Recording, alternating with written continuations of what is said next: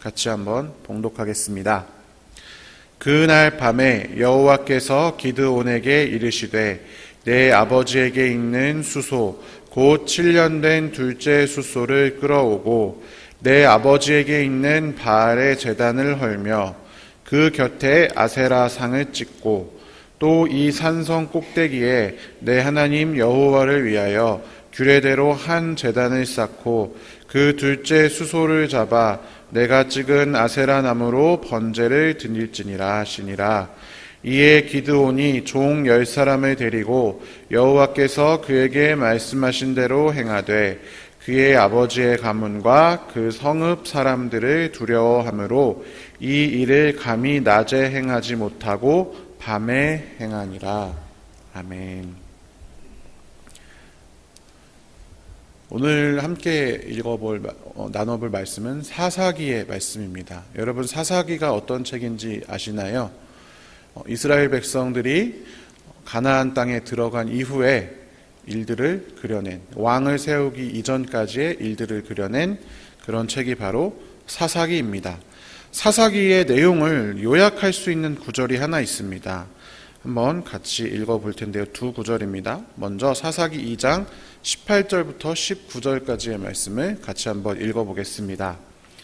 여호와께서 그들을 위하여 사사들을 세우실 때에는 그 사사와 함께 하셨고 그 사사가 사는 날 동안에는 여호와께서 그들을 대적의 손에서 구원하셨으니 이는 그들이 대적에게 압박과 괴롭게 함을 받아 슬피 부르짖음으로 여호와께서 뜻을 돌이키셨음이거늘 그 사사가 죽은 후에는 그들이 돌이켜 그들의 조상들보다 더욱 타락하여 다른 신들을 따라 섬기며 그들에게 절하고 그들의 행위와 패역한 길을 그치지 아니하였으므로. 아멘. 그리고 한 구절 더 있습니다. 사사기 21장 25절의 말씀입니다. 그때에 이스라엘에 왕이 없으므로 사람이 각기 자기의 소견에 옳은 대로 행하였더라. 아멘. 사사기의 내용은 딱 두 개로 요약할 수 있습니다. 먼저 이스라엘 백성들이 하나님을 저버리고 다른 신을 섬기자 하나님께서 그에 대한 징벌로 인해서 하나님의 진노를 보여주셨고 그 진노의 방법은 이웃 나라의 백성들이 이스라엘 백성들을 괴롭히는 것이었습니다. 그러면 그들이 회개를 하면 하나님께서 사사를 세우셔서 봐라, 내가 함께하는 이 사사를 통해서 내가 너희를 구원하였다 계속해서 알려주셨는데, 사사가 살아있을 때는 이스라엘 백성들이 잘하는 것 같다가 사사가 죽으면 곧바로 하나님의 뜻을 저버리고 이전보다 더욱 타락하는 것이 이 사사기의 내용입니다. 왜 그랬을까요? 그들은 자기 소견에 옳은 대로 이스라엘 백성들이 행했기 때문입니다. 그런데요, 여러분, 이 사사기 바로 직전에 여호수아서 마지막에 보면 이스라엘 백성들이 하나님과 맹세를 하는 장면이 나옵니다. 같이 한번 그 장면을 읽어보겠습니다. 조금 기니까요, 제가 그냥 읽을게요. 백성이 대답하여 이르되 우리가 결단코 여호와를 버리고 다른 신들을 섬기기를 하지 아니하오리니 백성이 여호수아에게 말하되 아니니이다, 우리가 여호와를 섬기겠나이다 하는지라.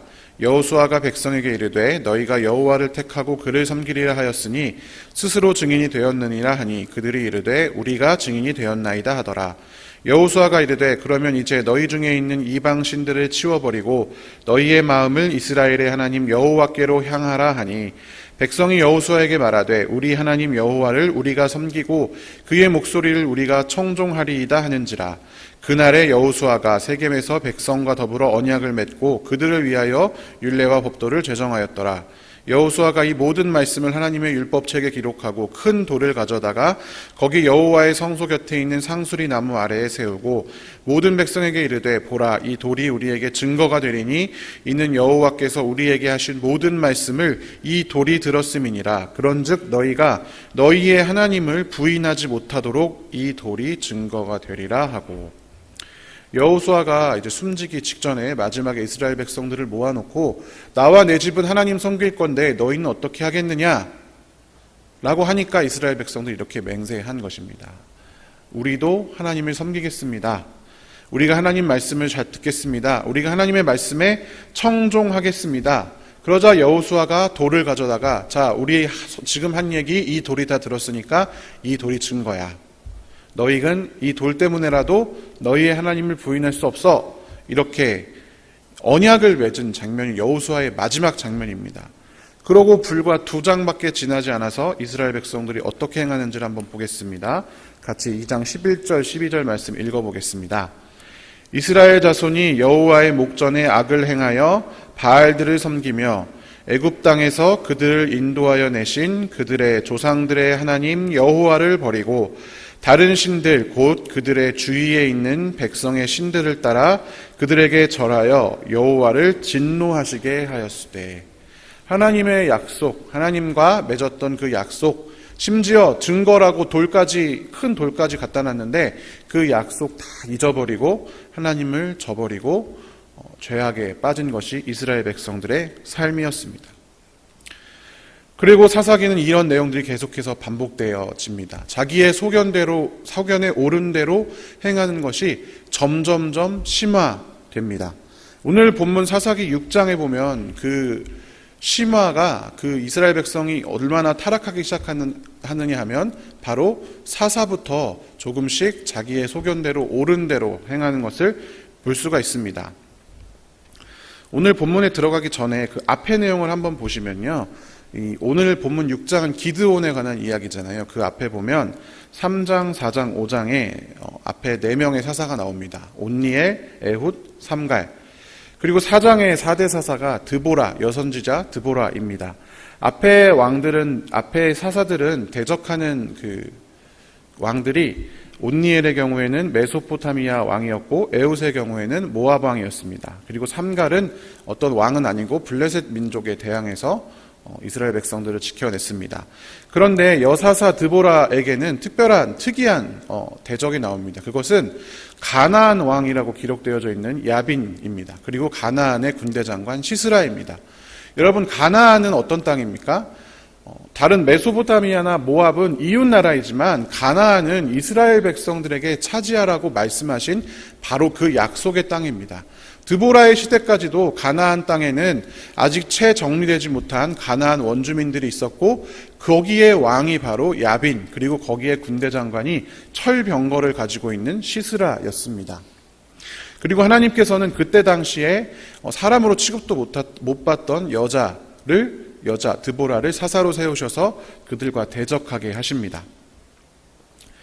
온니엘, 에훗, 삼갈은 다 함께 3장에 모여 있는데 드보라의 이 가나안 왕에 대한 승리가 얼마나 중요했냐면 가나안 왕을 죽였으니까 여러분 하나님께서 명령하신 약속의 땅의 그 마지막 왕을 죽인 것 아니겠습니까?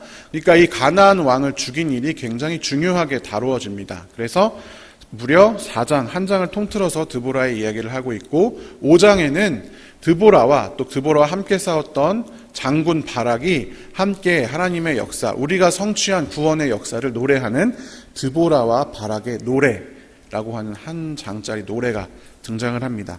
그만큼 큰 승리, 위대한 승리를 쟁취해냈는데 바로 그 이후에 이스라엘 백성의 타락이 우리 아까 보았던 말씀처럼 이전보다 더욱 심해집니다. 가나안의 왕을 진멸하는, 어떻게 보면 하나님의 약속을 성취한 그런 놀라운 사건 바로 이어서 어떤 구절이 나오는지 함께 읽어보겠습니다. 사사기 6장 2절입니다. 미디안의 손이 이스라엘을 이긴지라 이스라엘 자손이 미디안으로 말미암아 산에서 웅덩이와 굴과 산성을 자기들을 위하여 만들었으며. 이스라엘 백성들이 이웃 민족들에게 그 앞에서는 괴롭힘을 당할 때 항상 했던 일은 하나님께 구하는 것이었습니다. 그 전에 내가 어떤 죄를 저질렀든 간에 하나님께 도우심을 구하거나 하늘을 향해서 이 고통을 호소했습니다. 그런데 이 6장에서 그 놀라운 승리, 약속의 성취를 경험한 바로 이후에 6장에서 이스라엘 백성들을 미디안 족속이 괴롭히니까 이스라엘 백성들이 이전에는 하지 않던 행동을 합니다. 산에 올라가서 웅덩이와 굴과 산성을 만들어서 자기를 지키기 시작한 것이었습니다. 이스라엘 백성들이 언제부터 산에 의지하였습니까? 험난한 지형에 의지하였습니까? 그 전에 어떠한 백성들도 그렇지 않았는데 이 기드온의 시대에 백성들의 자기 소견에 옳은 대로 행하는 경향이 점점 심화되기 시작한 것입니다. 여러분, 사사인 기드온 역시 마찬가지였습니다.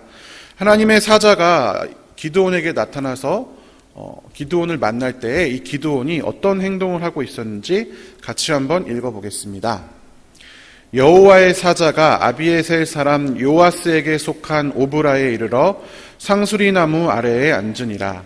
마침 요아스의 아들 기드온이 미디안 사람에게 알리지 아니하려 하여 밀을 포도주 틀에서 타작하더니, 밀을 타작해야 되는데 타작마당에서 하지 않고, 원래 그때 당시 이스라엘 백성들 타작마당에서 다 밀을 타작을 했는데 그렇지 않고 몰래, 미디안 사람들 몰래 내가 곡식을 수확해서 먹고 있다, 이 곡식을 빼앗기지 않기 위해서 미디안은, 그 미디안 사람이 두려워서 포도주를 만드는 포도주 틀에서 몰래 밀을 까고 있었습니다.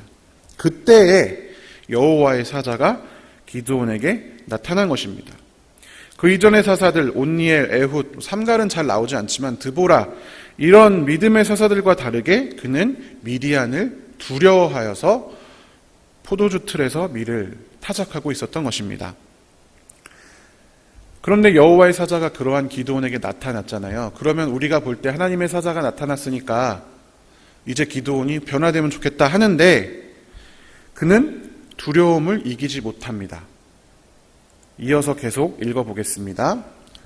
여호와의 사자가 기드온에게 나타나 이르되 큰 용사여, 여호와께서 너와 함께 계시도다 하매, 기드온이 그에게 대답하되 오 나의 주여, 여호와께서 우리와 함께 계시면 어찌하여 이 모든 일이 우리에게 일어났나이까?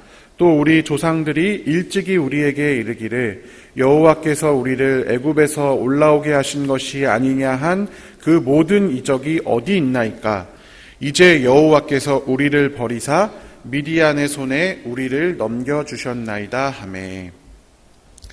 하나님의 사자가 기드온에게 나타납니다. 비록 밀을 포도주 틀에서 몰래 까고 있는 그런 신세지만 기드온을 큰 용사라고 칭합니다. 하나님께서 너와 함께 계시니까 두려워하지 말아라 라고 하는 그 여호와의 사자의 말에 기드온이 어떻게 이야기하냐면, 하나님이 함께 계시면 지금 이런 일이 왜 일어났습니까? 라고 항의를 한 겁니다.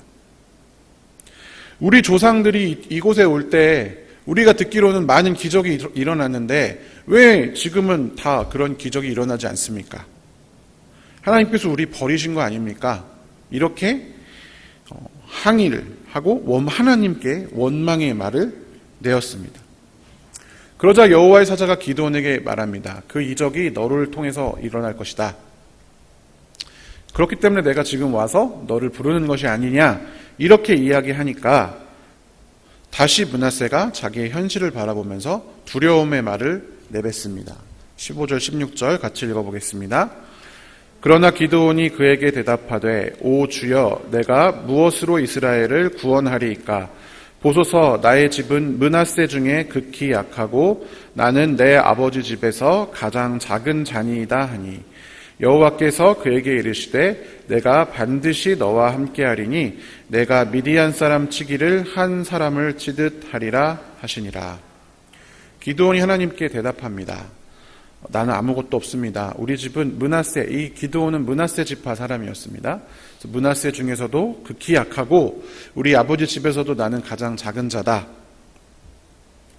두려움을 이기지 못하고 한 번 더 하나님께 나는 못한다 이야기하니까 하나님이 다시 그에게 약속하시는 것입니다. 미디안 사람 치기를 한 사람 치는 것처럼 쉽게 칠 거다. 그런 말씀을 주셨습니다. 그럼에도 불구하고 기드온은 뭔가 증거가 필요했던 것 같아요. 그래서 그 여호와의 사자에게 증거를 구합니다. 20절부터 23절까지의 말씀을 같이 읽어보겠습니다. 하나님의 사자가 그에게 이르되 고기와 무교병을 가져다가 이 바위 위에 놓고 국을 부으라 하니 기드온이 그대로 하니라. 그 여호와의 사자가 손에 잡은 지팡이 끝을 내밀어 고기와 무교병에 대니 불이 바위에서 나와 고기와 무교병을 살랐고 여호와의 사자는 떠나서 보이지 아니한지라. 기드온이 그가 여호와의 사자인 줄을 알고 이르되 슬프도소이다 주 여호와여 내가 여호와의 사자를 대면하여 보았나이다 하니 여호와께서 그에게 이르시되 너는 안심하라 두려워하지 말라 죽지 아니하리라 하시니라. 하나님의 사자가 기드온에게 그래 내가 증거를 보여줄게. 고기와 무교병을 빚어서 제사 지낼 고기와 무교병을 이리로 가져와. 그리고 바위 위에 놓고 국을 부어라. 그러니까 바위가 촉촉하게 젖었겠죠. 국을 부었으니까.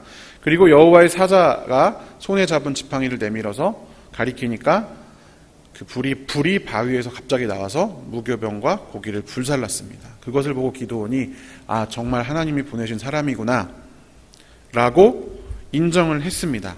그런데 여러분 여기서 이걸 보고 기드온이 믿음이 생겼느냐? 그렇지 않습니다. 왜냐하면 우리가 잘 알고 있는 사실은 기드온의 표징이라고 하면 우리가 잘 알고 있는 것은 이게 아니잖아요. 다른 거잖아요. 무엇입니까? 기드온이 밤에 잘 때 양털을 한 뭉치를 갖다 놓고 하나님이 정말 나로 하여금 미디안과 싸우게 하시고 승리하게 하신 거라면 이 양털만 젖고 다른 땅은 마르게 하십시오. 하니까 밤에 자고 일어나니까 양털만 비에 흠뻑 젖고 옆에 있는 땅은 하나도 젖지 않았습니다. 그런데 또 기드온이 거기다 대고 하나님께 한마디 더 하죠. 하나님, 내가 이거 혹시 우연에 따라 이런 걸 수도 있으니까 이번에는 양털만 마르고 주변 땅을 젖게 해주십시오. 하니까 또 자고 다음날 자고 일어나니까 양털만 마르고 주변 땅이 젖었습니다. 하나님이 한 번 증거를 주셨는데도 불구하고 또 다른 증거를 구하고 한 번 더 구한 것이 미디안의 믿음이었던 것입니다. 이러한 기드온, 이전의 사사들과는 조금 달라 보이는 자꾸만 자기를 생각하고 자꾸만 뭔가 현실을 바라보는 것과 같은 그의 모습은 그가 하나님의 일을 행할 때도 조금씩 묻어나기 시작합니다. 오늘 본문 25절부터 27절까지 아까 같이 읽어본 말씀인데 하나님께서 미디안과 전쟁을 하기에 앞서서 기드온에게 가장 먼저 하신 명령은 무엇이냐면 먼저 너희 집에 있는 내 아버지에게 있는 소를 끌어와서 너희 아버지 집에 있는 바알의 제단을 헐어버리고 그 옆에 있는 아세라 우상을 찍어버리고 산 꼭대기에 하나님을 향한 제단을 쌓아서 이 네가 찍어버린 아세라 나무로 번제를 드려라. 그 소를 끌어다가. 하나님의 명령은 여기가 끝입니다. 그런데 기드온이 이제 하나님께서 말씀하신 대로 하나님이 나타났으니까 행하긴 행해야 되잖아요. 근데 가만히 생각해 보니까 우리 아버지 가문이 그래도 이 지역에서 좀 이제 수소가 집에 있을 정도, 바알의 제단이 집에 있을 정도면 그래도 꽤 유복한 집안인 거거든요. 아버지의 가문이 망할까봐 두려운 거예요. 그리고 그 성읍 사람들이 나를 미디안에게 고발할까봐 두려워졌습니다. 하나님이 나타나서 증거까지 보여주면서 명령했는데도 불구하고 하나님의 명령에 들어있지 않은 뭔가를 하나님의 명령에 섞기 시작합니다. 그것이 바로 이 일을 낮에 행하지 않고 밤에 행했다라고 하는 바로 이 기록입니다. 다른 사람들 모르게 밤에 했습니다. 하나님이 이 하라고 하신 이 내용은 여러분 내용을 우리가 짐작해 보건대 하나님을 향해서 이 우상들을 찍어버리고 하나님을 향해서 예배를 드리는 상징적인 행위잖아요. 이스라엘 백성들에게 보여줘야 할 필요가 있는 행위였는데도 불구하고 이 사람이 자기가 가만히 생각하니까 그러한 마음이 들어서 몰래 밤에 이 일을 행했던 것입니다. 이 기드온에서부터 뒤에 나오는 사사들은 우리가 여러분 읽어보시면 아시겠지만 자기의 소견이 자꾸만 하나님의 일을 하는데 들어가고 섞이기 시작합니다. 그러면서 자꾸만 뭔가 어그러지는 것이 많이 발생을 합니다. 기드온도 이제 이 이후에 그렇게 되겠지만 여러분 입다 같은 사람은 헛맹세를 하였다가 자기 딸을 죽여야 되는 상황에 오기도 합니다. 우리가 잘 아는 삼손, 여성의 매력에 게임에 빠져가지고 사산대 자꾸만 자신의 비밀을 발설하고 그런 일들을 벌이게 되죠. 사사기 끝에 가면 정말 충격적인 일들이 많이들 나옵니다. 여기서 이제 설교단에서 하기 어려운 내용들도 막 나오기도 하죠. 사사기를 쭉 읽어보시면 아실 수 있습니다. 그 시작이 바로 이 기드온. 가나안 땅에 하나님이 그 약속하신 가나안 땅을 점령하라고 약속하신 하나님의 명령, 그게 최종적으로 성취된 가나안 왕을 야빈을 죽이고 이후 그 직후에 이러한 일들이 벌어지기 시작했다라는 것입니다. 그래서 기드온이 어떤 일을 이루는지 아십니까? 이제 우리가 잘 아는 기드온이 300용사를 데리고 미디안 이제 백성을 다 쳐부순 다음에 8장에 보면 이런 구절이 나옵니다. 조금 길지만 같이 한번 읽어보겠습니다. 그때에 이스라엘 사람들이 기드온에게 이르되 당신이 우리를 미디안의 손에서 구원하셨으니 당신과 당신의 아들과 당신의 손자가 우리를 다스리소서 하는지라. 기드온이 그들에게 이르되 내가 너희를 다스리지 아니하겠고 나의 아들도 너희를 다스리지 아니할 것이요 여호와께서 너희를 다스리시리라 하니라. 기드온이 또 그들에게 이르되 내가 너희에게 요청할 일이 있으니 너희는 각기 탈취한 귀고리를 내게 줄지니라 하였으니 이는 그들이 이스마엘 사람들이므로 금 귀고리가 있었음이라.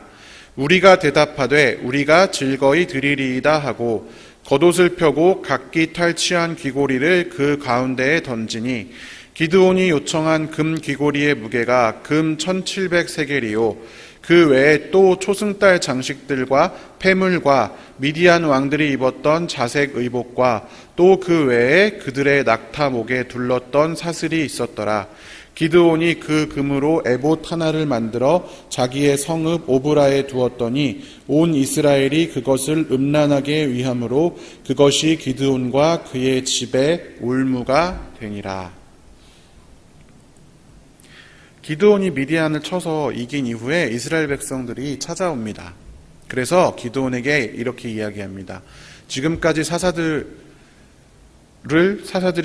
그 대적을 물리쳤을 때 그들이 했던 행위는 다 잊어버리고 하나님이 구해줬다는 사실조차도 잊어버리고 찾아와서 기드온에게 당신이 우리를 구원했으니까 우리의 왕이 되어주십시오. 당신과 당신의 아들과 당신의 손자 대대손손 우리를 다스려 주십시오. 이렇게 이야기를 하니까 기드온이 이렇게 이야기를 하는 거죠. 아니다. 하나님께서 너희를 다스리실 것이다. 하나님의 뜻을 선포를 합니다. 그런데 여기서 기드온이 한 가지 이상한 짓을 합니다. 뭐냐면 정 그렇다면 내가 너네한테 니네가 그렇게 고마워하고 너희의 마음을 내가 알겠으니까 정 그렇다면 나한테 그 금 귀고리를 하나씩 너희가 탈취한 금부치를 다 나한테 줘라. 그 미디안 사람들은 이스마엘 족속이기 때문에 다 금 귀걸이를 차는 풍습이 있었습니다. 그래서 그 미디안 사람들 죽였을 때 그 금 귀고리를 전리품으로 다들 가지고 있었던 것이죠. 너네가 나한테 정 고마우면 그 전리품은 나한테 줘. 이렇게 이야기한 겁니다. 그러자 이스라엘 백성들이 생명을 보여줬으니까 아까운 게 뭐가 있겠어요. 아낌없이 그 금 귀걸이를 다 던집니다. 기드온이 그걸 다 모아서 재보니까 금 1700세겔이나 됩니다. 그리고 그 외에 여러 전리품들 그거를 다 녹여가지고 에봇 하나를 만들었다라고 기록이 되어 있습니다. 여러분 에봇이 뭔지 아십니까? 대제사장의 의복이 바로 에봇입니다. 대제사장, 하나님을 섬기도록 세움받은 대제사장만이 입을 수 있는 에봇을 이 기드온이 전리품을 모아서 만들어 버린 것입니다. 하나님이 그렇게 두려워하고 싫다고 했던 기드온을 이끌어서 300명만 남겨놓고 너의 힘이 아니라 내 힘으로 이겼다라는 걸 알게 하기 위해서 딱 300명만 남겨놓고 하나님께서 미디안과 전쟁하게 하셨는데 기드온이 거기에서 자기의 소견에 오른 대로 자신의 영광을 아주 일부를 취했을 때 취하여 이 에봇 하나를 만들어 버린 것입니다. 그런데 어떻게 기록되어 있습니까? 온 이스라엘이 그것을 음란하게 위함으로 그것이 기드온과 그의 집에 올무가 되니라. 기드온은 이 정도는 그래도 내가 받아도 되겠지. 나도 고생했는데 아무도 이거 안 하는데 내가 고생했는데 이 정도는 받아도 되겠지. 자기의 소견을 하나님의 뜻에 섞을 뿐인데 이후에 어떻게 되냐면 이 금 에봇을 이스라엘 백성들이 신처럼 섬기게 돼버리는 것입니다. 음란하게 위했다라는 건 그걸 이야기하는 것입니다. 기드온이 자신을 기념해서 만든 이 에봇이 이스라엘 백성들이 하나님이 아닌 기드온을 섬기게 하는 그런 도구가 되어버렸던 것입니다. 그리고 여러분 기드온 이 이후에 읽어보면은 기드온이 수많은 첩을 두고 70명의 아들을 두고 그 70명의 아들들 중에 한 명이 나머지 아들들을 기드온이 죽은 이후에 나머지 아들들을 다 죽이고 이스라엘 백성들을 압제하고 이런 장면이 이후에 등장을 하는 것입니다. 그리고 이후에 등장하는 사사들 점점 자신의 소견에 오른 대로 그것이 점점 심화가 되기 시작하는 것입니다. 하나님의 뜻에 자신의 소견을 섞기 시작한 이후에 이스라엘 백성들은 점차 더 심한 파멸의 길을 향해서 달려갔던 것입니다. 여러분, 그런데 우리에게도 이러한 때가 많이 있는 것 같습니다. 특별히 큰 승리를 얻은 직후에 우리 마음이 풀리고 방심할 때 사단이 바로 그 틈을 노려서 우리 소견에 옳은 대로 하게 합니다. 이 사사기 6장에서 이스라엘 백성들이 그랬던 것처럼 8장에서 6장에서 기드온이 그랬던 것처럼 우리가 예수 그리스도로부터 은혜를 받고 뭔가 놀라운 경험을 하고 구원을 받고 큰 기쁨을 얻었을 때, 하나님의 선물을 받았을 때, 내가 뭔가 내 안에 충만함과 아주 좋은 즐거움을 경험했을 때, 교회 안에서 사랑을 누리며 살 때, 그때 우리 마음 가운데 자기의 소견에 옳은 대로가 생겨나기 시작합니다. 이 정도는 내가 옳은 대로 해도 되겠지. 내가 이제 교회에서 이렇게 사랑받고 이런 어느 위치에 올랐는데 이제 이 정도는 좀 해도 되겠지. 하나님이 나를 이렇게 도와주시는데 이제 내가 내 욕심을 조금 내도 하나님이 나를 도와주시겠지. 그러한 것들이 섞이기 시작할 때 우리의 신앙이 하나님 위주의 신앙에서 벗어나서 자기들을 위하여 하는 신앙으로 조금씩 변질되고 타락하기 시작하는 것입니다. 그렇게 조금씩 타락하다가 하나님이 아닌 정반대 방향, 전혀 신앙적이지 않은 방향으로 치닫는 것이 사사기의 내용이고 또한 저와 여러분의 연약한 믿음입니다. 우리의 지금의 모습은 어떠합니까?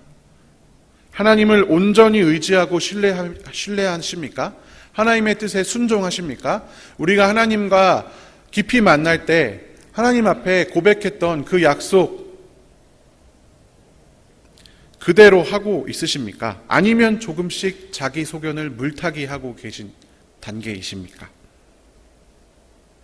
여러분, 이 새벽에 우리 함께 모인 모든 아름다운 교회 성도들, 또 우리 교회 성도 아니시더라도 함께 기도하기 위해 모인 모든 성도 여러분, 하나님만 의지하고 신뢰하는 처음 사랑을 회복하는 이 아침이 되기를 간절히 소망합니다. 우리 함께 모여서 기도하고 예배하고 말씀 듣는 이 시간을 통해서 우리 안에 있는 자기 소견에 옳은 대로 행하고자 하는 그러한 악한 모습들이 사라지고 우리의 구원자 되시고 우리 인생의 주관자 되시고 우리의 진리의 근원 되신 하나님 한 분만 바라보며 그 말씀에 온전히 순종하는 귀한 우리 성도 여러분 되시기를 주님의 이름으로 간절히 축원합니다. 함께 기도하겠습니다. 사랑의 하나님, 감사합니다. 하나님을 만나고 나서도 오히려 하나님 깊이 만난 이후부터 우리 마음 가운데 자꾸만 자기 소견대로, 내 옳은 대로, 내 마음대로 행하고 싶은 그러한 연약한 우리들임에도 불구하고 하나님 끝까지 우리를 붙들어 주시며 사랑하여 주시며 기다리시며 우리를 하나님 뜻대로 만들어가 주시니 감사합니다. 오늘 이 시간도 하나님의 뜻대로 세워져 가는 과정 가운데 하루임을 기억합니다. 하나님, 우리가 하나님의 뜻에 자꾸만 자기 소견, 자기 옳은 것, 내가 볼 때에 맞는 것, 나의 주변 환경, 내 상황 섞기 시작하지 않도록 인도하여 주시고 하나님을 온전히 의지하고 하나님을 온전히 신뢰하며 하나님 뜻에 온전히 순종하는 귀한 믿음을 이 시간 우리 가운데 허락하여 주시옵소서. 이 새벽에 함께 나와 기도하는 모든 성도들 그들의 모든 기도 제목들, 모든 삶의 자리들, 미디안처럼 이길 수 없을 것만 같은 두렵고 어려운 그 상황들 주님께서 다 아시오니 이 시간 우리의 기도를 연락하여 주시고 우리 안에 새로운 소망과 믿음을 허락하여 주시옵소서. 감사드리며 살아계신 예수님의 이름으로 기도드립니다. 아멘.